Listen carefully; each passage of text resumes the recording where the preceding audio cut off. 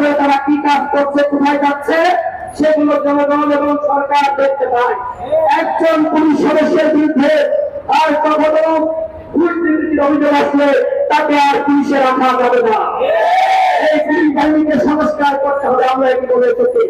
আমরা বলে এসেছি যারা গুম খুনের সাথে জড়িত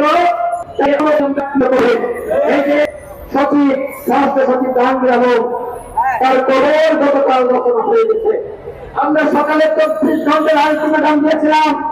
আমরা মাননীয় স্বরাষ্ট্র উপদেষ্টাকে বলেছিলাম তাকে 34 ঘন্টার মধ্যে সেভাবে এরকম দুর্বৃত্ত যারা আছে তাদের প্রত্যেককে সরিয়ে দিবে। সে কারণে আমরা স্বরাষ্ট্র উপদেষ্টা সহ অন্তর্বর্তীকালীন সরকারের সকলকে ধন্যবাদ জানাতে চাই।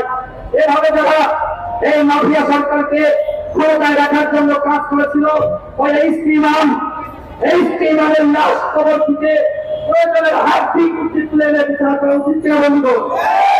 সে কি বলেছিল? বাংলাদেশের মেধাকে সে ধ্বংস করেছে।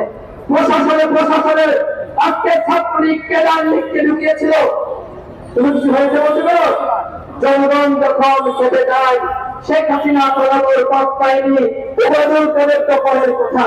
সুতরাং আগামীতে যে সরকারি ক্ষমতা আসুক না কেন, তাদের উদ্দেশ্যে আমরা বলতে চাই, আপনারা বাংলাদেশকে এমন ভাবে সংস্কার করবেন যেখানে কোনো দুর্নীতি থাকবে না, অন্যায় থাকবে না, অপরাধ থাকবে না। যে বাংলাদেশ হবে জনগণের বাংলাদেশ। সে বাংলাদেশে গণতন্ত্রের জন্য আমাদেরকে আন্দোলন করতে হবে না। যে বাংলাদেশে বিচার বিভাগের স্বাধীনতার জন্য আমাদেরকে বারবার আন্দোলন করতে হবে না। আমরা বাংলাদেশে এরকম সরকার ব্যবস্থা চাই। এই সরকার ব্যবস্থা প্রতিষ্ঠা করার জন্য গণঅধিকার পরিষদ রাষ্ট্রকে লড়াই করছে। এখন বাংলাদেশে যারা ক্ষমতায় রয়েছে বিপ্লবী সরকার, এই বিপ্লবী সরকারের উদ্দেশ্যে আমরা বলতে চাই, আপনারা রাষ্ট্র সংস্কারের রূপরেখা সাজিয়ে যে সময় প্রয়োজন, আমরা সেই সময় দিতে আমরা লাগিয়েছি। আমরা চাই রাষ্ট্রের সংস্কার। এই রাষ্ট্রের সংস্কার হলে প্রত্যেকটা দল ভালো থাকবে, আমরা সকলে ভালো থাকবো, দেশের উন্নয়ন হবে।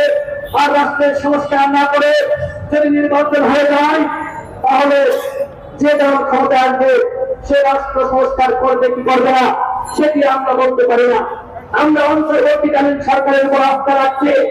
আপনাদেরকে রাষ্ট্র সংস্কার করতে হবে, আওয়ামী লীগকে নিষিদ্ধ করতে হবে,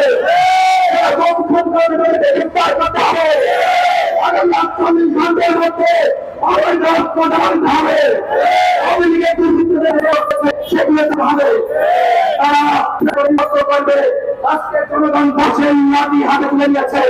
ততক্ষণ পর্যন্ত এই আওয়ামী